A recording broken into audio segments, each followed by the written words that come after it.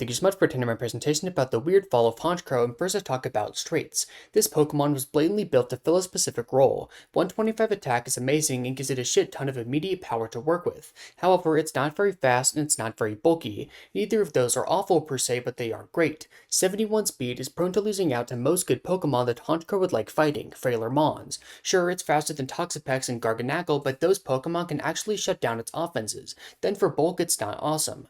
100 HP is really nice, but 52 defense, 52 special defense, that leaves a lot to be desired and really hurts its longevity. It does have Roost, which can't help, but it's not what you'd like to see. The main ability is super nice though, Moxie. This gives an attack boost after it takes a knockout. This might seem like a red herring, as those stats sure don't lead it to be any kind of sweeper, but trust me, it's pretty damn strong. Honchkrow's main draw is its access to a strong stab Sucker Punch combined with Moxie. This move, as you'd really know if you've been playing Gen 9 OU, is amazing. It's a 75 base power Dark type priority move, which is insane, but only goes first if the opponent uses an attack. This inherently creates a dangerous mind game. If you use a move to try and kill the Honchkrow and they predict it, you might just fucking die. But if you decide to switch or use a status move, the opponent might decide to use one of their own, attack, or just capitalize with a free switch. This is the reason why Honchkrow is even good at all. If it's ever able to take a single kill and snag a Moxie boost, it will be very difficult to stop. For times when Honchkrow doesn't click Sucker, it has other good moves too. Brave Bird is an extremely powerful stab option, dealing immense damage to most Pokemon. Superpower is admittedly annoying to click, as it'll drop your attack and defense, but can be potent against Dark, Rock, and Steel types. Pursuit is a cool idea to call out scared switches, especially from Psychics, trapping them in for a knockout. Even Roost is strong despite its longevity issues. It'll probably be getting some free time with Sucker mind games, so you might as well stay healthy. Also, if you really want to patch up that poor speed, Choice Scarf sets can work with Moxie. It's less reliable and overall worse, but has seen some real usage.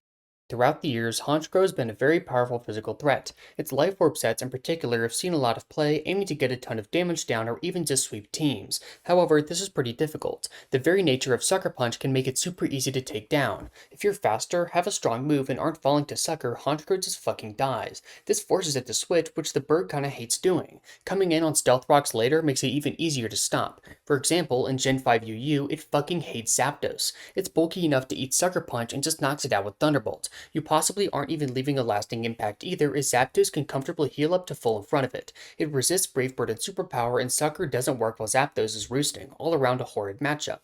Even so, Honchkrow has still seen a lot of success in mid-tiers. While a banlist placement in Gen 4 made it nearly unusable, it was legitimately great in Gen 5 underused. It got banned from Gen 6 RU with its overwhelming power, and in Gen 7 RU it's sitting in the B- ranks. Nothing amazing, but it had real places and real tiers for its entire career. In Gen 8, Honchkrow wasn't in the game, an unfortunate product of Dexit. However, with its return in Gen 9, things look pretty good. Terra Dark Sucker Punch is a monster, and hey, maybe you could get some more defensive prowess. So let's take a look at where it is now. ZU, what the hell? And it's not even viable down there. So what happened? Extreme power creep. The absolute explosion of offensive threats throughout the last 5 years, which was exacerbated by the DLCs, made it nearly unusable. When we look at its competition in Gen 7 RU, it's pretty meager. Aside from the otherwise worse Absol, it is the strongest Sucker Punch around, plus Honchkrow was the highest consistent attacking stat of every single flying type, but in Gen 9 it's way different. It is to compete with Bisharp, Grimmsnarl, and Brute Bonnet, who are currently in RU, PU, and ZU respectively, and flying type power is also jumped. Fucking Salamence is in RU, Staraptor is in NU, new additions Flamigo and Bombardier outclass it in PU, the list goes on. And even in ZU, the lowest format, Charizard is better as an attacker. Honchkrow just doesn't really have niches that matter that much anymore, and thus it's unviable. Sure, a flying type Sucker Punch user is a bit unique aside from the generally stronger Bombardier, but that's it, a very fast, surprising decline.